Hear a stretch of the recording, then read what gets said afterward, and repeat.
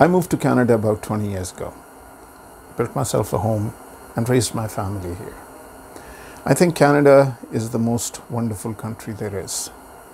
Yes, I see a lot of stuff on YouTube where people are consistently saying how things are bad in Canada, how food prices have been rising, how people are struggling to meet their groceries and other expenses. Well, I know that. I know that all too well because I am those people. Yes, there is room for improvement. There is always room for improvement.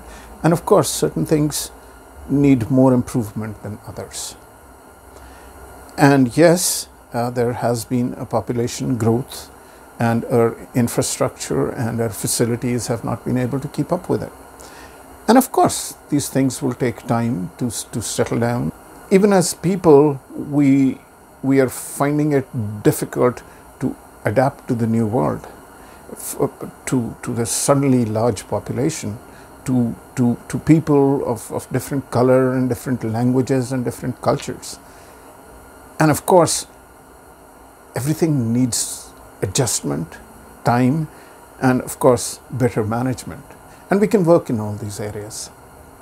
When I came to Canada for the first time so everybody would smile at you and everybody would say hi. And this is not the culture where I was coming from. Well, there, people hardly smile at each other. And it took me a while to start appreciating the beauty of that smile and people greeting each other. So it took me a little time to adapt to Canada. So of course, these new people who are coming in, they need to adapt. And the Canadians who are already here, well, we need a little time. And we need to give them time so that they can adapt and they can become Canadians as us, and they can begin to appreciate the beauty and the generosity of this land. One of the jobs that I've done while being in Canada was being a long-haul truck driver. So I have traveled all across Canada, and I've also traveled all across US, all 50 states. So I'm somebody who's seen both countries really up close, stopping in small towns and large cities and picking and dropping things, talking to people. Americans are wonderful people too. But America is not as well managed as Canada is. Don't take my word for it. Just sit in a car and just drive over to Canada one day.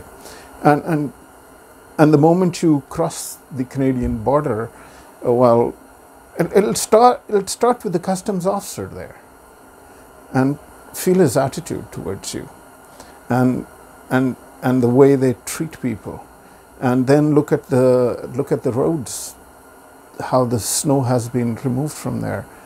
Enter the cities and you will find people smiling and courteous. And if a cop stops you, look at the attitude of that cop. We have a great healthcare facility. I think it's the best in the world. And yes, at times you have to wait a little bit for some things. I needed an MRI and I had to wait for a couple of months. Yes, the alternate was to go to the US and pay somebody a couple $1,000s and it'll be done. But that's not the Canadian way. Health is not about money. It should not be about money. Health is for everybody. My mom passed away in a hospital about a few months ago, and it was an incredible health facility. I'm very grateful to Canada for so many things. The way it takes care of its elderly, my mother being one of them, and we do not fear that if I get a heart attack or anybody in my family goes through some critical illness or an accident, that we will go bankrupt. The government will take care of it.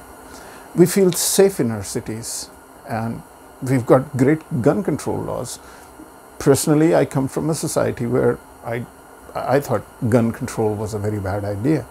But hey, it works. Our cities are crime-free. Yes, crime is rising a bit. Well, yes, the country is in a bit of a flux, as I said, Canada, for now.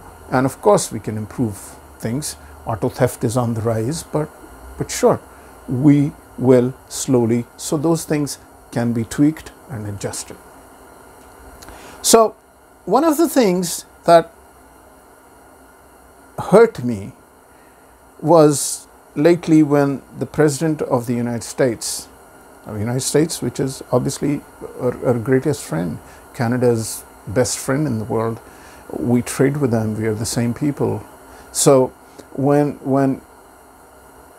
our greatest friend and the most responsible person in that country, their president, and they have the best intelligence services in the world, when he told us a few days ago that there are people who would like to attack Canada, who would like to conquer Canada, and he said that U.S. spends hundreds of billions of dollars, I think that's what he said, every year to protect Canada from such enemies. And I really felt bad. And I felt very grateful to the United States and their president for spending so much money just to defend us from the enemies who would like to attack us.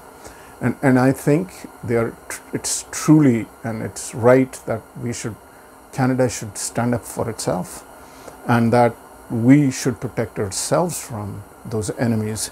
Anybody who thinks that they would occupy Canada and they would attack us, we are the most peace-loving people there is in the world, and we have no hostile intentions towards anybody. And if there are these people who would like to attack us and our way of life, then I think President Trump was absolutely right. Canada needs to stand up for itself. I think Canada should develop its own nuclear weapons program, and we should make it absolutely clear in the future, in the years to come, that Canada cannot be conquered, that any enemy of Canada that will think about attacking Canada, well, we will turn it into a wasteland. Canada must also develop second strike capabilities. President Trump is right. Why should US be spending $200 billion to defend Canada? Canada should spend about a certain portion of its GDP. Why should NATO be responsible for protecting Canada? Why can't we spend a certain percent of our GDP and develop nuclear force, nuclear weapons, and second strike capabilities, so that our nuclear submarines armed with nuclear weapons should also be there in the oceans, making it absolutely clear to all enemies of Canada that Canada cannot be conquered. We love this beautiful country. We've built our homes and our families here. And it should be clear to anybody who has hostile intentions for Canada that we have the universities, we have the technology, we have the people who are capable of developing anything for us.